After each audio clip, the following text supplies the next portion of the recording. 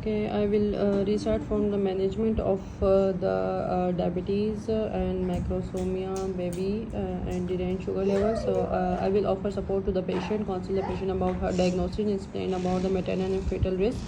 In the fetal risk, then the maternal obstetrical risk, there is hypoglycemia, preeclampsia, pressure symptom due to polyhydramnios, increase the risk of the induction of the labor, cesarean section due to complications of obstetric complication of the pregnancy, and third and fourth degree perinatal due to shoulder dystocia and macrosomic baby, worsening the retinopathy and renal impairment and recurrent UTI and diabetic ketoacidosis. In fetal age, there is a neonatal tube defect, miscarriage, preterm delivery, respiratory distress syndrome, stillbirth, and neonatal hypoglycemia after delivery.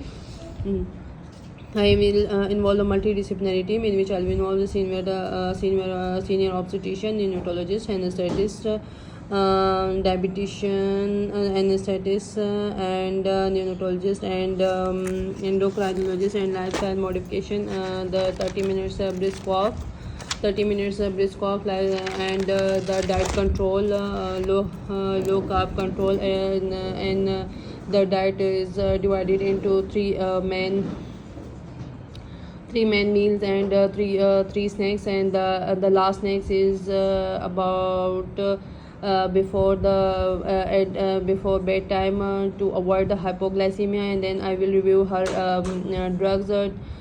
Before pregnancy, she stopped her statins, ACAI and ARI, and she took her folic acid before and after 3 months of the pregnancy, and she took her aspirin 75 mg from 12 weeks or not. And what drug she used, her blood sugar is not controlled by the oral hypoglycemic drugs. So I will shift the patient to the insulin after calculating the dose by Carol J regime or Carol J regime by or 0.5 international unit, 5 international unit multiplied by body weight. After the dose, I will give according to basal bolus regime, which is 2/3 in the morning and 1/3 in the evening dose. In the morning, the 2/3 is further divided. 1/3 is regular dose and 2/3 is MPH. And in the evening, there is 1:1 ratio. 1/3 is MPH and 1/3 is regular. Then is a patient is on a multi-agent drug therapy. So she calculate counseling the patient for self-monitoring blood glucose. There is FBS or 3 post-prandial and 1 pre-meal and 2 post-meal readings. If her blood sugar is controlled, then do her 1 to 2 level of the blood sugar per day or per weeks. And then counsel about the frequent antenatal visit, 1 to 2 weekly, from 13 to 24 week, from 13 to 24 week antenatal visit is 1 to 2 weekly basis. As my patient have a deranged blood sugar plus large for gestational age and polyhydramnios, she would be tight glycemic control, serial blood pressure monitoring done second OGTT done at 24 to 28 week, and do her fetal echo if there is any cardiac anomaly seen at the anomaly scan. Then at 32 weeks, done her vaccination and prophylactic corticosteroid therapy should be done if her pregnancy due to complication of pregnancy is planned early. 4 divided doses of betamethasone 6 mg every 12 hourly and 48 hours. And at 36 weeks I will discuss the mode of delivery, type of analgesia, anesthesia, contraception method, and neonatal care, postpartum care, and blood sugar screening. And 38 to 36 week ambulatory Doppler to rule out the IUGR. And in postpartum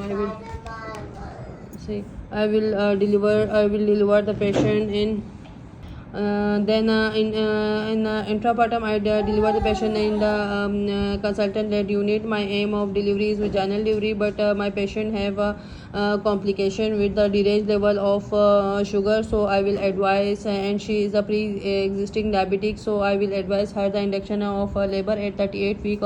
If 38 week, if my patient is GDM, so I will wait for 40 plus week. If there is any obstacle complication, if there is any complication, then I will deliver before the 39 week of gestation. And due to if there is any obstetrical complication, like a baby is more than 5 kg or uncontrolled blood sugar, then my plan of delivery is cesarean section after steroid cover, and continuous cardiac fetal monitoring, and maintain the blood sugar level in between 4 to 5 millimole per liter, and monitoring of blood sugar every 1 hourly in the vaginal delivery, but every 30 minutes in the general anesthesia and cesarean section patient. And diet and exercise control patient, there must be monitored 6 to 8 hourly. Take high risk consent and maintain the labor care guide. And if the sugar level is fluctuating and not maintained, so I will start IV insulin and dextrose infusion according to sliding scale. There is a 20 international unit of